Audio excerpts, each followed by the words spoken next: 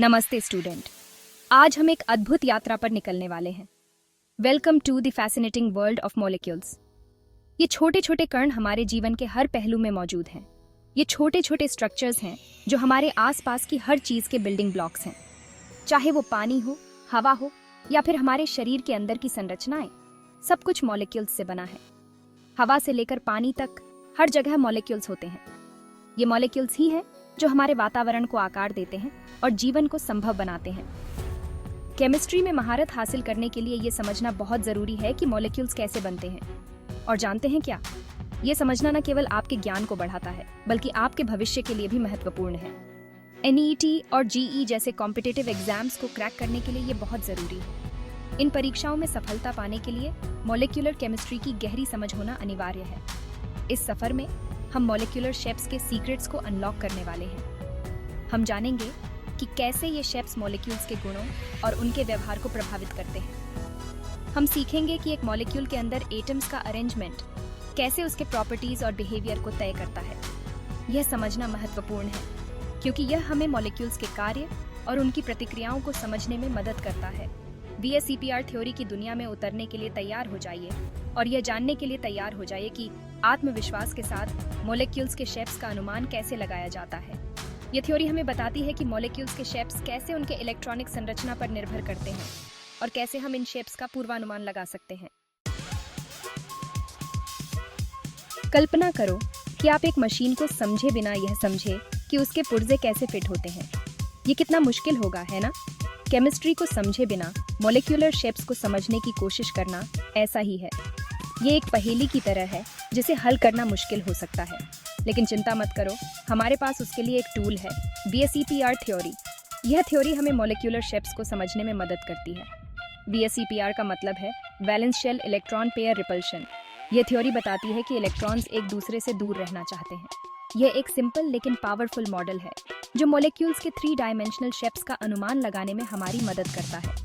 यह हमें बताता है कि मॉलिक्यूल्स कैसे दिखते हैं और वे कैसे व्यवहार करते हैं। इलेक्ट्रॉन्स को छोटे छोटे कणों के रूप में सोचें जो ज्यादा से ज्यादा जगह चाहते हैं। वे एक दूसरे से दूर रहना पसंद करते हैं। VSEPR थ्योरी कहती है कि एक मॉलिक्यूल का शेप सेंट्रल एटम के सबसे बाहरी शेल में इलेक्ट्रॉन पेयर्स के बीच रिपल्शन से तय होता है। यह रिपल्शन मॉलिक्यूल के शेप को निर्धारित करता है, जिससे हम समझ सकते हैं कि मॉलिक्यूल्स कैसे इंटरैक्ट करते हैं और उनकी प्रॉपर्टीज क्या है। इससे पहले कि हम विशिष्ट आकृतियों में उतरें, आइए इलेक्ट्रॉनों के बारे में बात करते हैं। इलेक्ट्रॉन नेगेटिवली चार्ज्ड पार्टिकल्स होते हैं जो एक एटम के न्यूक्लियस की परिक्रमा करते हैं। ये छोटे कण आणविक आकार को निर्धारित करने में बहुत बड़ी भूमिका निभाते हैं। एक परमाणु के सबसे बेवरी शेल को वैलेंस शेल कहा जाता है। यह इस शेल में इलेक्ट्रॉन हैं जो बंधन में भाग लेते हैं और अणु के आकार को निर्धारित करते हैं। याद रखें, इलेक्ट्रॉन एक दूसरे को पीछे हटाते हैं, तो वे त्रिआयामी अंतरिक्ष में खुद को जहां तक संभव हो उतना दूर रखने की कोशिश करेंगे। आइए सबसे सरल आणविक आकार से शुरू करते हैं, लीनियर। एक लीनियर मॉलिक्यूल में उसके सभी परमाणु एक सीधी रेखा में व्यवस्थित होते हैं। एक उत्कृष्ट उदाहरण कार्बन डाइऑक्साइड या CO2 है। CO2 में केंद्रीय कार्बन परमाणु 2 ऑक्सीजन परमाणुओं के साथ 2 द्विध्रुवीय बंधन बनाता है। इलेक्ट्रॉन प्रतिकर्षण को कम करने और 180 डिग्री के बंधन कोण के परिणाम स्वरूप ये बंधन कार्बन परमाणु के विपरीत दिशा में व्यवस्थित होते हैं। सेक्शन 5, ट्राइगोनल प्लेनर, एक चपटा त्रिभुज। इसके बाद हमारे पास ट्राइगोनल प्लेनर आकार है। एक सपाट त्रिभुज की कल्पना करो, यही ट्राइगोनल प्लेनर का सार है। बोरॉन ट्राइफ्लोराइड या BF3 एक बेहतरीन उदाहरण है। BF3 में केंद्रीय बोरॉन परमाणु 3 फ्लोरीन परमाणुओं के साथ 3 एकल बंधन बनाता है।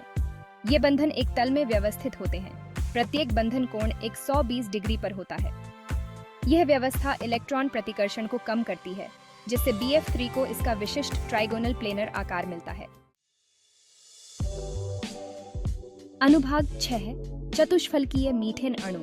अब आइए चतुष्फलकीय आकार का पता लगाएं। एक त्रिकोणीय आधार के साथ एक पिरामिड की कल्पना करो।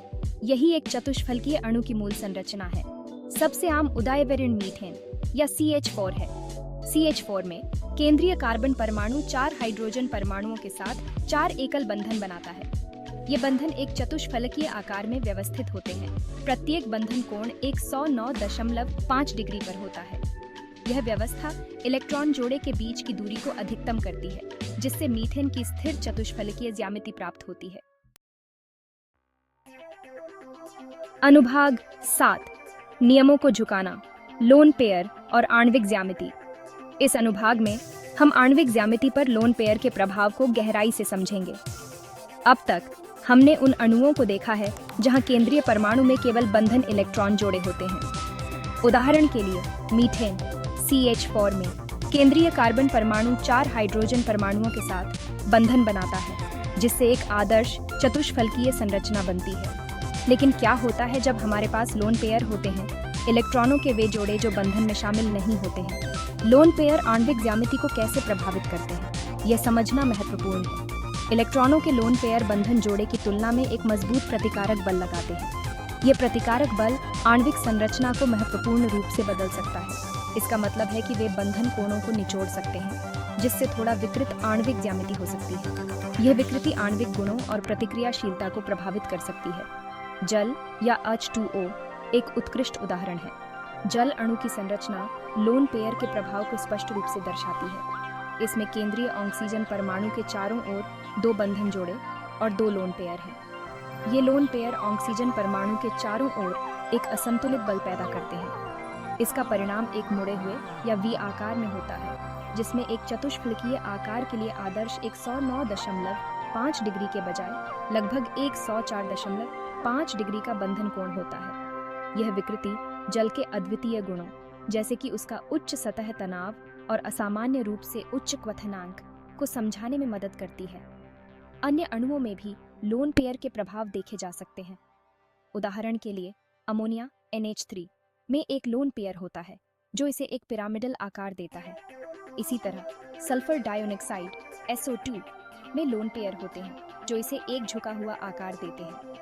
संक्षेप में, लोन पेयर आणविक ज्यामिति को महत्वपूर्ण रूप से प्रभावित कर सकते हैं, जिससे अणुओं के भौतिक और रासायनिक गुण बदल सकते हैं। लोन पेयर के प्रभाव को समझना रसायन विज्ञान में एक महत्वपूर्ण अवधारणा है। अनुभाग 8 ऑक्टेट से परे विस्तारित वैलेंस शेल। कुछ मामलों में केंद्रीय परमाणु अपने वैलेंस शेल में 8 से अधिक इलेक्ट्रॉनों को समायोजित कर सकता है। इसे एक विस्तारित ऑक्टेट कहा जाता है। इन अणुओं में अद्वितीय आकार और बंधन कोण होते हैं। उदाहरण के लिए सल्फर हेक्साफ्लोराइड SF6 में केंद्रीय सल्फर परमाणु से बंधे 6 फ्लोरीन परमाणु होते हैं। इसका परिणाम एक अष्टफलकीय आकार में होता है, जिसमें बंधन कोण 90 डिग्री होता है। बड़े केंद्रीय परमाणुओं वाले अणुओं के आकार की भविष्यवाणी करने के लिए विस्तारित ऑक्टेट को समझना महत्वपूर्ण है। अनुभाग 9 VSEPR। In action chemistry lab से लेकर हमारे दैनिक जीवन तक VSEPR सिद्धांत केवल पाठ्य पुस्तकों और कक्षाओं तक ही सीमित नहीं है। इसके वास्तविक दुनिया के अनुप्रयोग हैं, जो हमारे दैनिक जीवन को प्रभावित करते हैं। फार्मास्यूटिकल्स से लेकर मटेरियल साइंस तक आणविक आकृतियों को समझना महत्वपूर्ण है। उदाहरण के लिए एक दवा के अणु का आकार यह निर्धारित करता है कि वह शरीर में अपने लक्ष्य के साथ कितनी अच्छी तरह बातचीत कर सकता है। इसी प्रकार पदार्थों के गुण, जैसे उनका गलनांक और क्वथनांक, उनके घटक अणुओं के आकार से प्रभावित होते हैं। अनुभाग 10 क्रैकिंग द कोड NET और GE सफलता के लिए VSEPR। अब आइए इस बारे में बात करते हैं कि VSEPR सिद्धांत NET और JEE जैसी प्रतियोगी परीक्षाओं में आपका गुप्त हथियार क्यों है। आणविक आकृतियों पर प्रश्न इन परीक्षाओं में मुख्य हैं, और VSEPR उनसे निपटने के लिए एक व्यवस्थित दृष्टिकोण प्रदान करता है। VSEPR को समझकर आप विभिन्न अणुओं और आयनों के आकार की भविष्यवाणी कर सकते हैं, बंधन कोणों और ध्रुवों को निर्धारित कर सकते हैं, और आणविक आकार और गुणों के बीच संबंध को समझ सकते हैं। VSEPR सिद्धांत की महारत निस्संदेह आपके अंकों को बढ़ावा देगी और आपको इन प्रतियोगी परीक्षाओं में बढ़त दिलाएगी। अनुभाग 11 निष्कर्ष VSEPR की शक्ति को अपनाना। बधाई हो, आपने आणविक आकृतियों की दुनिया की यात्रा की है और VSEPR सिद्धांत की शक्ति को अनलॉक किया है। याद रखें, यह सरल लेकिन शक्तिशाली मॉडल हमें अणुओं के त्रिआयामी आकार की भविष्यवाणी करने और यह समझने की अनुमति देता है कि उनके आकार उनके गुणों और व्यवहार को कैसे प्रभावित करते हैं।